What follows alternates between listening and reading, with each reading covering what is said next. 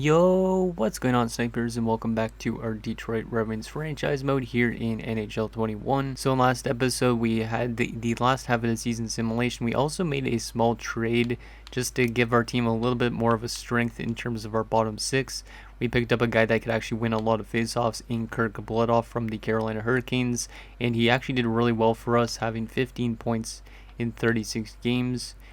He also won almost 60% of his faceoffs, so it helped us out a lot, I think, defensively. And we managed to actually just make it into the playoffs with a pretty bad record, I would say, by comparison to like previous years that we've actually made the playoffs. Like 41, 33, and 8 is not great. And we're going to be taking on a very tough team who just went 52, 25, and 5 on the season. And they have a very good goal scorer and some really good goaltending. Like, it is a pretty scary team for the most part. Like, I honestly don't know if our team really has a chance, but maybe we could be that cheese team to actually somehow go on and beat them. That would be pretty nice. But here's what their roster looks like. As you can see, they got Damien Hamilton, who's that goal scorer I was mentioning. This guy's had nothing below 40 goals since his rookie season, which is pretty nuts. And he's had over 100 points in 4 of his last 6 seasons, which is crazy as well. And he's already the all-time leader in goals for the New York Rangers, and he's only played 651 career games. Like, this guy is a machine. And then also he's also been really good in the playoffs when they did go far.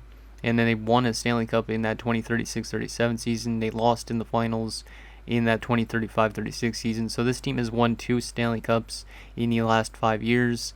And they also came off back-to-back round 1 exits, which is kind of surprising, especially considering in 2039 they played 5 games and he only had 1 assist during that span. So he's been a little bit quiet in terms of the playoffs as of lately, but this Rangers team is still nothing to take lightly because they also have this Fair dude who's pretty good.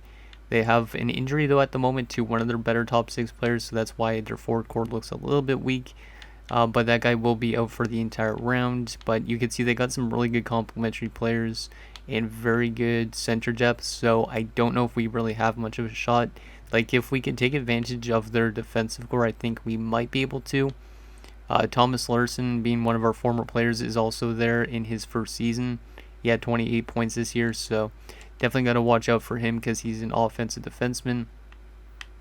And then in terms of goaltending, they actually have some really good goaltending. Cedric Boyer has a really good career with the Rangers, and this guy has a very good win-loss ratio. He's got 403 wins and only 185 regulation losses, so he has like more than double the amount of wins than losses that he has.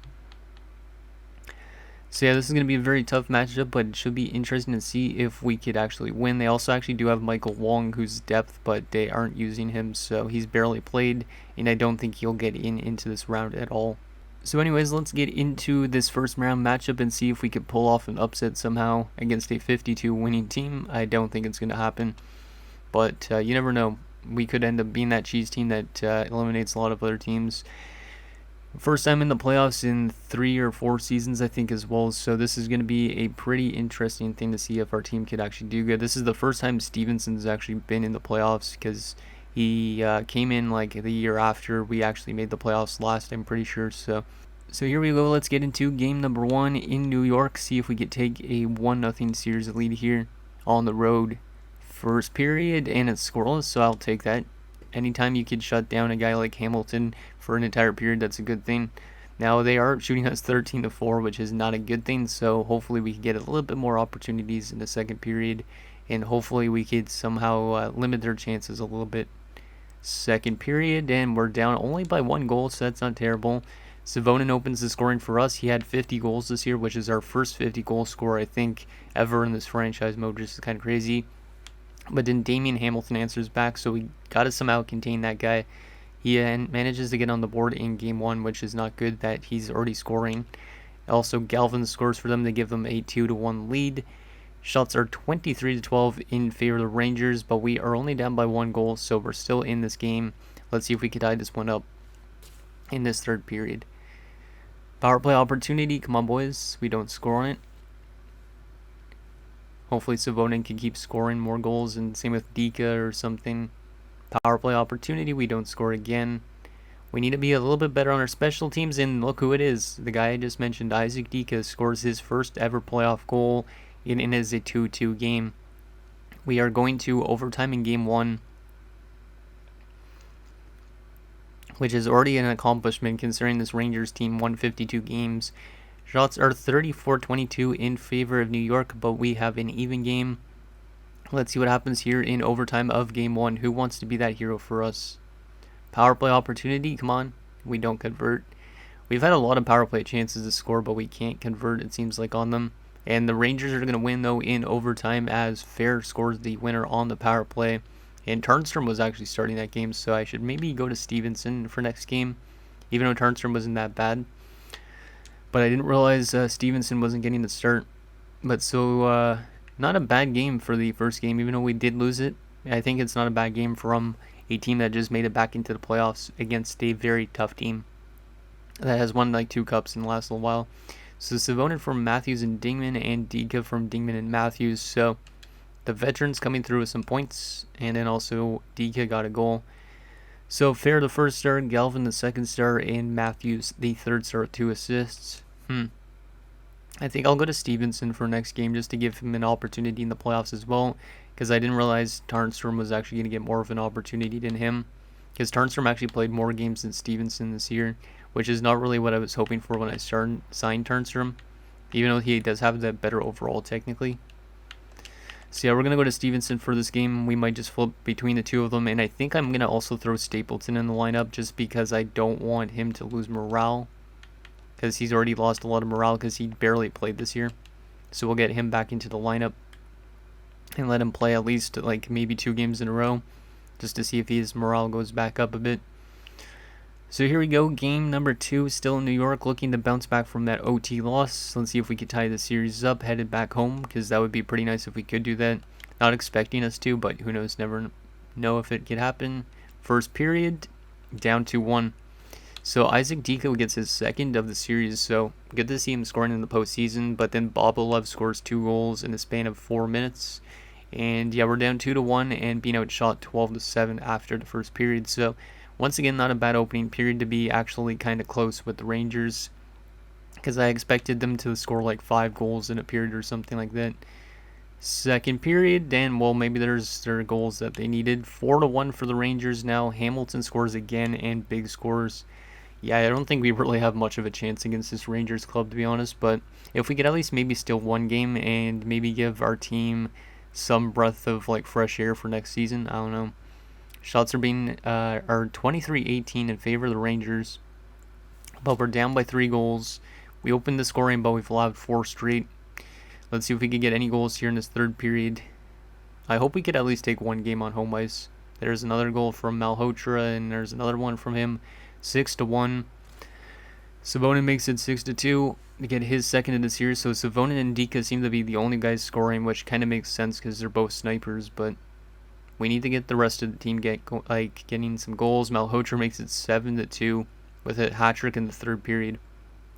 And yeah, we're going to lose 7-2, so that's the type of offensive game I expected the Rangers to have.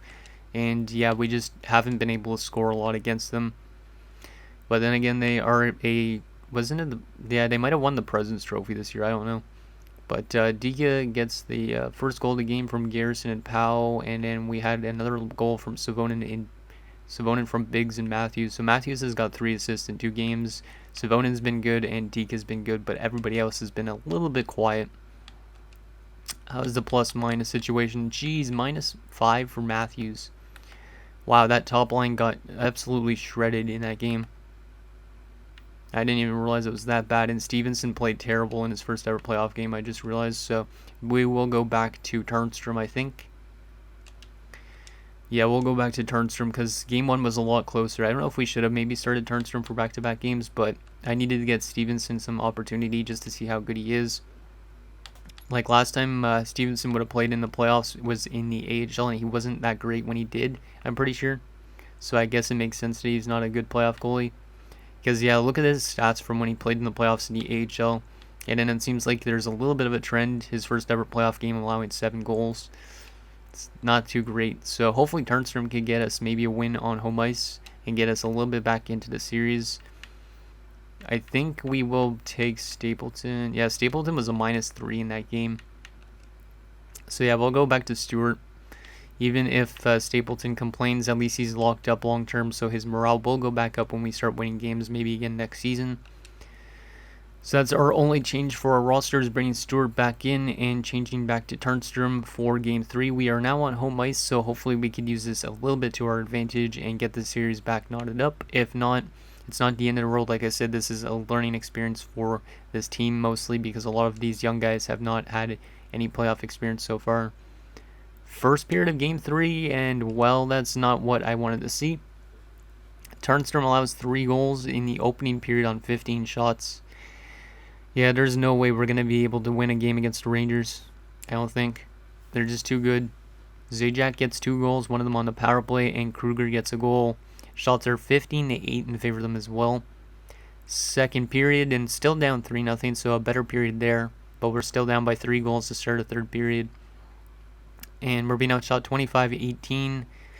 I don't see us winning a game maybe against this Rangers club, but if we do get one, I think that's good for our young team. And Bloodoff scores, so that's good to see the trade acquisition scoring a goal. Seal Fido makes it a 1-goal game, but Hawes returns the 2-goal lead for the Rangers. Still down by 2 goals only. We could still get back into, so if we get a goal late. No, we can't. Zajac makes it 5-2. Pauk makes it 6-2. And that is going to more than likely be the final, I would assume. Yep, that's going to be the final. So another terrible defensive game. Stevenson actually came in to play because of that bad first period, I guess, and he lets in 3 goals in that third period, and those are pretty much all that it took for them to win, is those 3 goals in that third period, as well as I guess a goal that they had previously to that. But yeah, that was a really bad game defensively. It was, I mean, offensively at least we're scoring against them a little bit, but yeah, there's just no way we can contain their offense. But so Bloodoff from Belanger and Barker seal Fido's first ever playoff goal from DeKaiser. But we're down 3-0 in the series. The only way we win the series now is if we pull off the biggest upset in like NHL history and win 4 straight games against a team like that. Both goalies not off to a great start in the playoffs either. Stevenson played better than Turnstrom that one. Yikes. I don't even know if I can make really any line changes to get us at least 1 win, but our team is getting absolutely pooped on, and DeKaiser got injured in that game too, so we're going to have to replace him. Oh, that's not good. Come on, guys, let's take at least 1 playoff game. We'll go back to, I think, Stevenson, since he played better than Turnstrom last game, and we will make some random adjustments to try and get our team at least 1 win in this playoffs. So, what are we going to do here? Plus minus wise, everybody's terrible plus minus wise, except for Clayton Sampson, which is kind of surprising. And Wall has been really quiet as well, which doesn't really happen that often.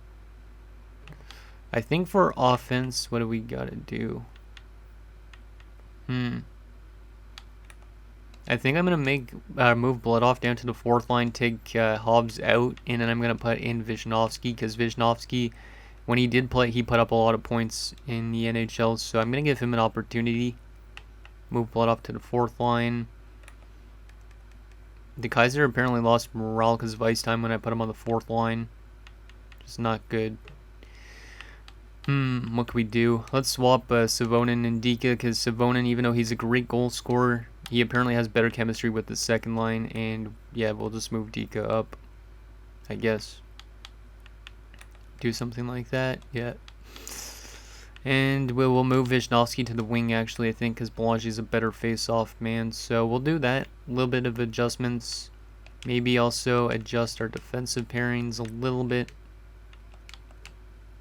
Yeah, we'll just adjust it a tiny little bit. And go back to Stevenson, and I think that is good. So game number 4. Let's see if we could win 1 game against the Rangers, at least this postseason. If not, like I said, it's not the end of the world, but it's still a good learning experience for the guys, and hopefully we do have an opportunity to get farther than this first round in the next few years, because we only have like 4 or 5 seasons, I think. So we're running pretty low on time, so let's see what happens here in game 4 on home ice. Can we win our first playoff game in a few years and stay off elimination? First period, scoreless, okay. That's a much better defensive period, and we got a lot more shots also in that period too. 15 shots to 12 in favor of us, so maybe moving Savonin down to that second line is helping our team out a little bit. I don't know. And maybe also getting rid of Hobbs out of the lineup is helping too. Second period, damn, we're up 3-1. Okay. Where was this offense all along? Hopefully this team can maybe get back into the series after this, but that's a really good period of hockey from our team against a very tough team. So Dingman scores, big scores for them. Matthews and Powell score for us. So some veterans scoring and some big goals. We're up 3-1 going into the third. Shots are also 27-23. Let's see if we can lock this one down and win our first playoff game of the year. And our first one in like 4 seasons, I think. Kruger makes it a 1-goal game. Come on, boys, hold them off. Hold them off. There you go. Bloodoff makes it 4-2. I said hold them off, and Bloodoff scores of all people. And then Malhotra makes it a 1-goal game again. Come on, boys. Final few minutes, and are you kidding me? Yeah, there's no chance we're going to win. We give up 3 goals in the third period. Malhotra scored with 5 minutes left to make it a 1-goal game again, and then Biggs scores with 10 seconds left on the clock. It's a 4-4 game. The shots are 34 apiece as well. Very even game, but they definitely have the momentum, I would say. Can we win this game in overtime, or are we going to blow it in game 4? Power play opportunity. We don't convert on it. Come on, boys. Dika, Powell. I don't know who wants to score. Garrison, Matthews, somebody. Even Wall, maybe, because this might be Wall's last NHL game. I just remembered. I almost forgot about that. Hey, there's a goal, and it's from Visnovsky, who got thrown into the lineup. And see, that's what I mean. Visnovsky just puts up points. With 5 seconds left in the first overtime, he scores, and we win 5-4. We've won our first playoff game in 4 years, and it was against a 52 winning, a team that won 52 games. I can't believe that. Oh, we almost blew it in that third, though. Dingman from Matthews, Matthews from Dingman and Dika, Powell from Savonin and Garrison, and then Bloodoff from Alexandrov and Stevenson, and Visnovsky, who seems like to be a very good player when he does get thrown in the lineup, from Barker and Belanger. 3 stars, Biggs, Dingman, and Matthews. I am really surprised we came through with the win there. Lilly was a +3 in that game, and same with Biggs. And a good performance from Stevenson as well. The only minus players on their team were Stewart and Hardikainen. I almost said Hakkarainen, but there you go. So we fight off elimination, but now we have to go back to New York, which is going to be very tough to beat them, because the last 2 games that were in New York, we were outscored 10-4.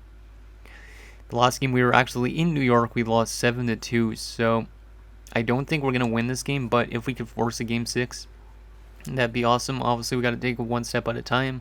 We at least got a 1 win against this team, because I didn't think we were going to even get 1 win, to be honest. Okay, we're going to keep our lineup the exact same way it was for game number 4. Let's see if we could win game 5 and stay off elimination again against this team. I don't know if it's going to be the case, but might as well try. First period of game number 5, and it's scoreless, so I'll definitely take that again. We're out shooting them 10-8 as well. So it seems like we're definitely playing a lot better since making those line changes. And yeah, hopefully that can continue in the second period. Second period, and we're up 3-1 again. Okay, if this team actually forces a game 7 after all this and somehow wins the series, I am going to lose my mind. Honestly, I don't know if that's going to happen, but still. Dika scores his 3rd, I think, of the series on a power play goal. Bobolev makes it a 1-1 game, but then Barker and Savonin score 2 power play goals in that period. We're up 3-1 going into the 3rd again. Hopefully we don't blow it like last game. Shots are 21-14 in favor of us, so we are definitely outplaying them, which is really weird to say. Let's see what happens in the 3rd of game number 5. See if we can lock this one down. I think Turnstrom's in net now as well. Yep, Turnstrom's in net, and they make it a 1-goal game again. Come on, boys, we got to hold them off this time around. Bloodoff makes it 4-2, but Bobolev answers right back to make it 4-3. This is very similar to the last game in terms of the scoring. Come on, boys, just hold them off. Hold them off, and Dingman makes it 5-3. That is a huge goal, and we are going to hold them off. Garrison gets the empty net to win us the game 6-3 in New York, and somehow we have brought this back to a game 6 situation. after we were down 3-0. I am really surprised. The fact that we're able to score this much goals against a team like this is crazy. So Dingman from Dingman and Savonin, Barker from Wisnowski and Belanger. I love Wisnowski. He's definitely helped us out a lot, even though he's only a 77. Savonin from Belanger and Dingman, Bloodoff from Biggs and Alexandrov, Dingman from Powell and Savonin, and Garrison from Powell. Let's take a look at the plus minus just to see if there's any minus players, which there was a couple. Yeah, Dingman, Dika, and Biggs. And there's the goaltending. Did it say Dika had like 9 shots that game? Yeah, Dika had 9 shots in that game. Damn, Dika likes to shoot that puck. And yeah, Turnstrom gets us the win. So we're going back to a Game 6 situation. Bobolev gets first star, Dingman the second star, and Savonin the third. But we're going to a Game 6. If we could win another game on home ice, we could force a Game 7, and then anything could potentially happen in a Game 7 situation. But this team all of a sudden just came out of nowhere and started winning games. Like, we've now scored 11 goals in our last 2 games. We have given up 7 goals, which is a lot, but we are starting to score goals. Let me just take a look. Injury report. De Kaiser's out till the 26th, so maybe his injury was actually a blessing in disguise. Because since he's been out, Alexandrov has helped out as well to get us back to this Game 6. So let's see if we could tie the series and head to a Game 7 situation back in New York, or are we going to be eliminated after winning 2 games in a row? I'm not expecting this team to win 3 in a row against this Rangers team, so I'm just trying to go into this game with an open mind. Come on, boys, let's win this game on home ice. Do it for the fans. First period, we're up 2-1. Wow. Fair made it a 1-0 game for the Rangers, but Powell and Samson answer back. So that's Samson's first ever playoff goal, and Powell gets a goal as well. Shots are 12-11 in favor of the Rangers, but we're up by 1 goal. Let's see what happens in the second. Second period, 3-3. Yikes, this is going to be like a 1-goal game again. Biggs makes it a 2-2 game. Matthews made it 3-2. But then Penner ties it up late in the second, which is not good to give up.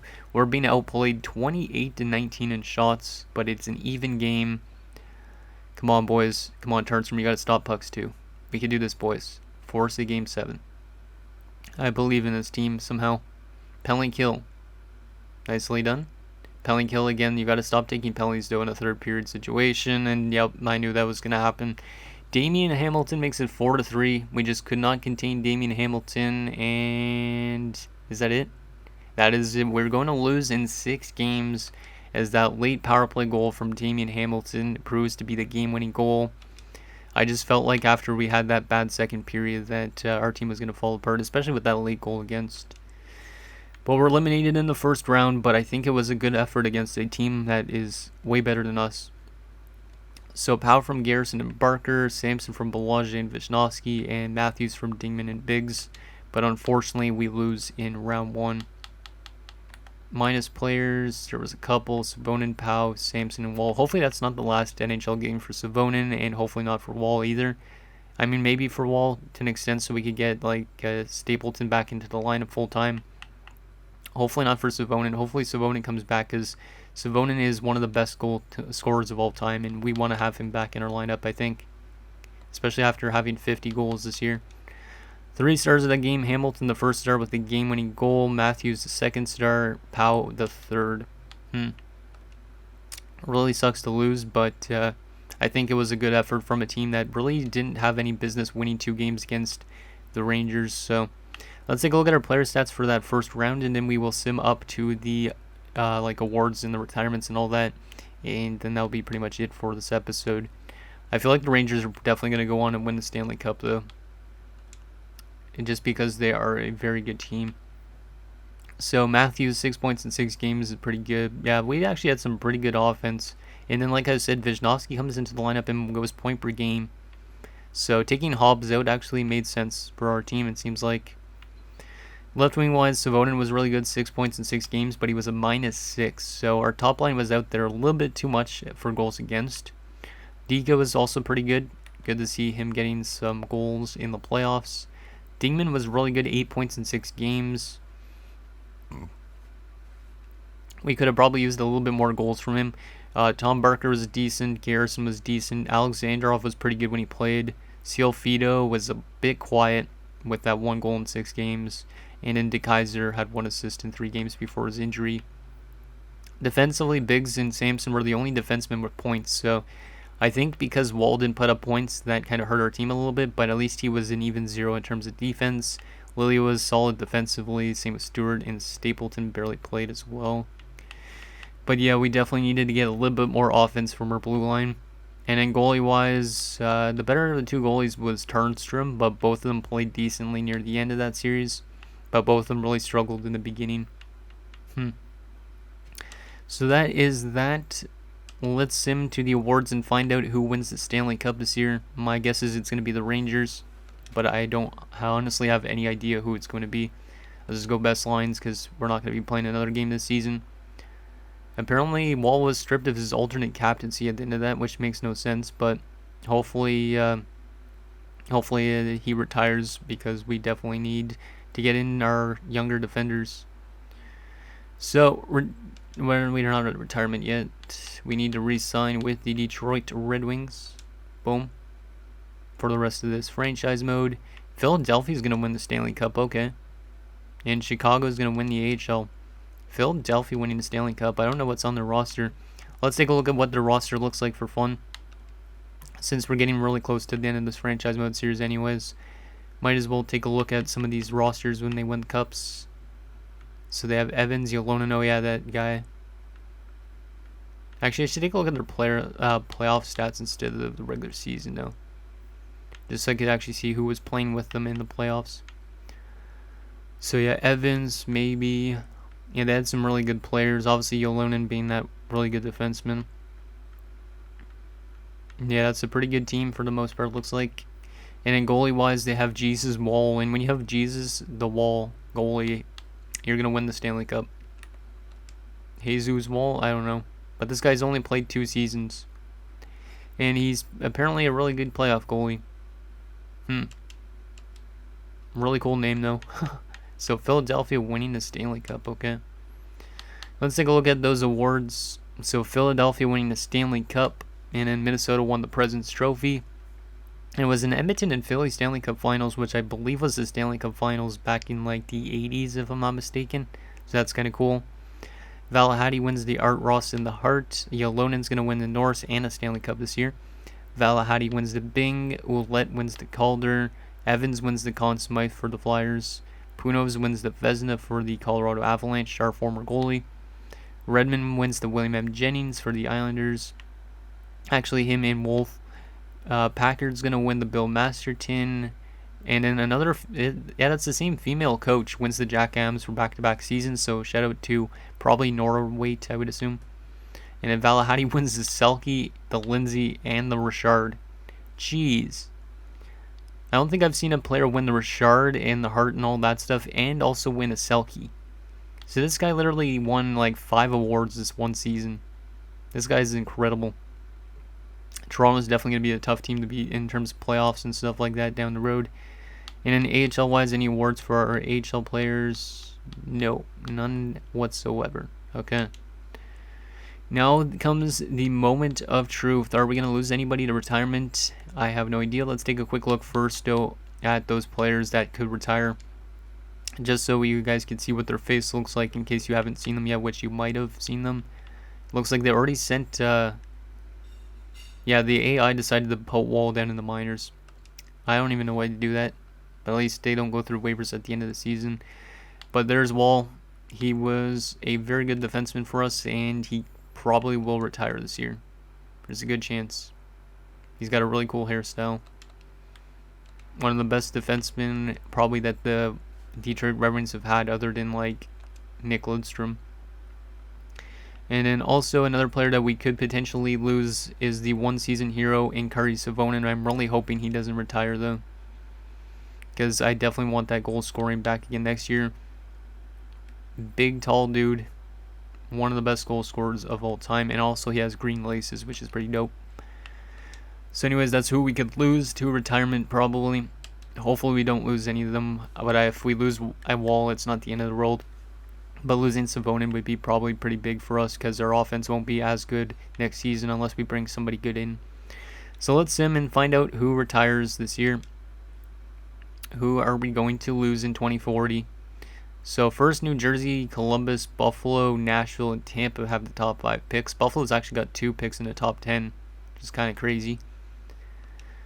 So let's see, retirements for this season. So the best retirement player is Alexis Lafreniere, and looks like, yeah, Wall did retire, but we did not lose Savonin, which means we could get Savonin back, and I'm very excited about that. But Lafreniere retires, Hughes, Byfield, Wright, Krebs, Sillinger, but there is Wall retires. 1,441 games, 193 goals, 558 assists, 751 points. A former 4th overall pick of ours in 2021. Sad to see him go, but it makes sense for him. 751 points in his career, geez. A plus 121, 276 penalty minutes. Very good player for us, and I don't think I can see all his career stats, can I? Yeah, I can actually. Like, he had 22 points, and he wasn't really putting up a whole lot in his earlier stages of his career, and I was kind of concerned, but then all of a sudden, right in 2032, he started putting up like 60 plus points a season, and he kind of dropped off again near the end, but still one of the best players that we had in this franchise mode. In preseason wise, he had 69 points in 126 games, and playoff wise, he had 57 points in 109 games. His best playoffs obviously being, I think that's the year we won the Stanley Cup, where he had 19 points in 22 games. He also had 12 points in 14 games one year. So he was a pretty decent playoff performer when he did, and also actually when his played in the AHL, he had 22 points in 25 games, which is really great for his only time that he played in the playoffs in the AHL. And he actually had a really good AHL season in his only year there too. So best of luck in retirement, Wall. You are definitely not necessarily a channel legend, but you're definitely a legend of this franchise mode. William Melinder, a former player of ours, retires with Buffalo. Nelson Perrin retires already too. Damn. With Washington. A good face-off man for our bottom 6, and he's going to retire at 36. Yeah, he was a phenomenal face-off player. Anybody else that used to play for us? Yakupov, I think. Yeah, Yakupov's another former one of ours.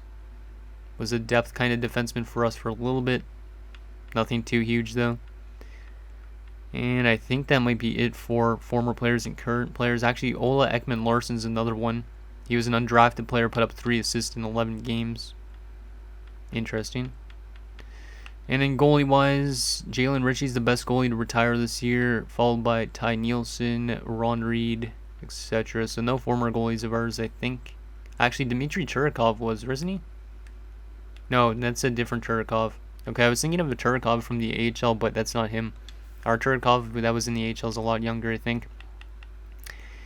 So yeah, our only retirement is Mr. Wall. Let's go take a look at him again briefly. Yeah, what a great career from him.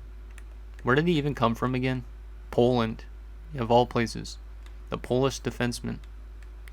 He had some good chemistry with Savonin, apparently, Alexandrov, Biggs, and Lilia, and obviously he was a very dynamite piece with Stewart for most of his career. So good luck in retirement, Wall. We will miss you in Detroit. But at least Savonin didn't retire, so I'm very happy on that. Let's see. We did not lose any coaches, I don't think, which is good. And players that are now are scouts, McCallum and Nelson Perrin became a scout. Huh. That makes me think we should bring in Nelson Perrin as one of our scouts. That's the first time I've seen an EA-generated guy become a scout in a long time. Sucks that it's not Wall becoming a scout, but maybe we bring in Perrin as a scout. I don't think I can take a look at what he looks like right now, can I? Like if I go to coaching staff and then go to the scout tab. No, I can't look and hire one yet, but I might try and hire him if I remember about it for next episode, because that would be pretty dope.